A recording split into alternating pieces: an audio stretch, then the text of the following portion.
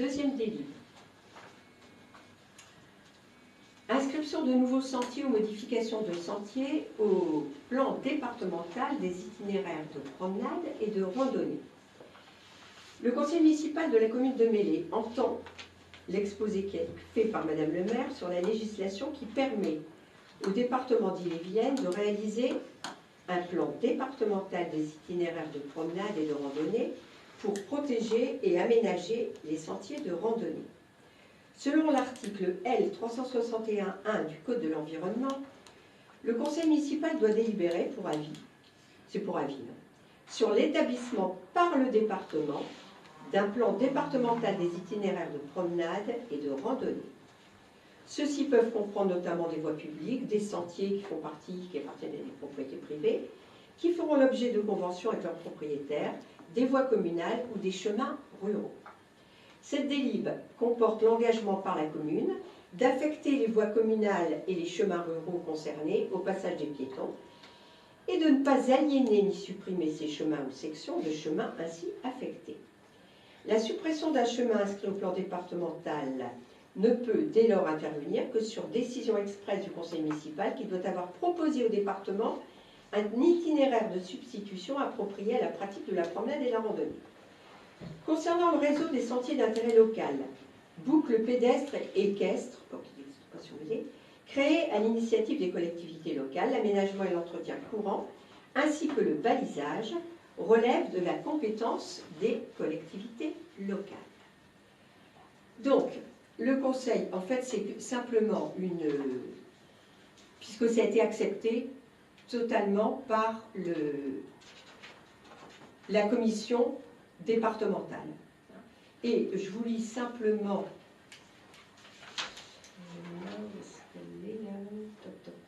C'est ici, c'est sa délibération. Désolé.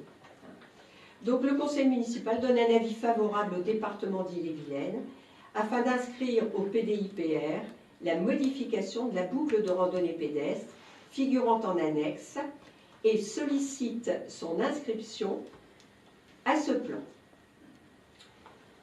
Le conseil municipal s'engage à affecter les voies communales et les chemins ruraux concernés au passage des piétons et de ne pas aliéner ni supprimer ces chemins ou sections de chemins ainsi affectés sans avoir proposé au département d'Ille-et-Vilaine un itinéraire de substitution de caractéristiques semblables.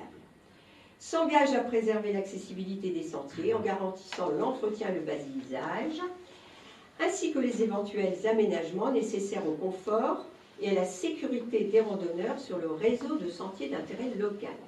Et donc d'autoriser Madame le maire à signer tout document afférent. Alors, donc, ça c'est ce qui avait été là, mais est-ce que je l'ai là? Ça c'est l'entretien de l'aménagement. Voilà, ça c'est ça, accompagné de ça. Voilà, et c'est ça que je voulais vous lire. Ça émane donc de la commission. Bonjour Madame le maire, le dossier d'inscription que vous m'avez adressé est recevable sans aucun problème. J'invite donc votre conseil municipal à délibérer sur l'inscription de cette modification de votre circuit pédestre selon le modèle de délibération 6 juin. Et donc ce que je vous ai lu, c'est le modèle qui a été envoyé par la commission. Qui est pour? Alors, je remarque page 2 de ce projet, il est indiqué « Votre commune s'engage à proposer un itinéraire de substitution équivalent en cas de vente d'un chemin rural inscrit au PDIPR ».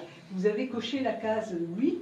Et moi, je suis un petit peu étonnée parce que le randonneur qui va se promener sur le chemin en question se retrouve coincé entre à droite le champ de maïs et à gauche une balustrade.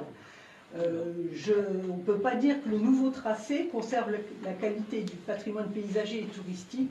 J'entends très bien votre question et la réponse m'est très facile.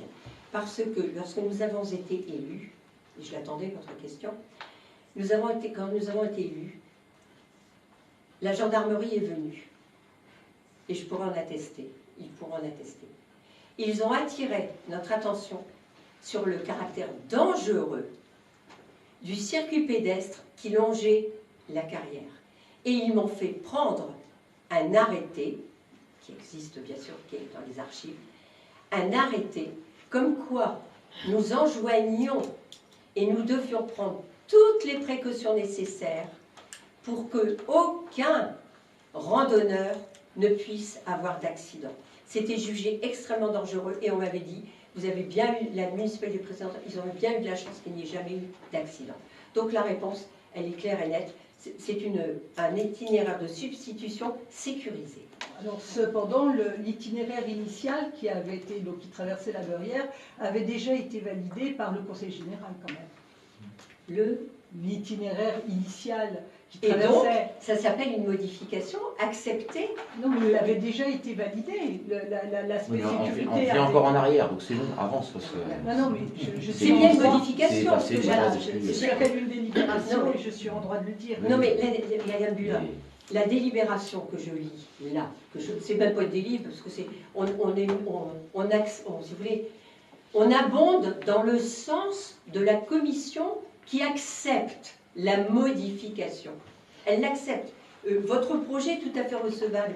Si vraiment ce projet dénaturait le sentier, croyez-vous qu'ils eussent écrit que vraiment ce projet était tout à fait recevable? Je ne le pense pas. On passe au C'est votre avis. Alors, on vote. Qui est pour? Qui est contre?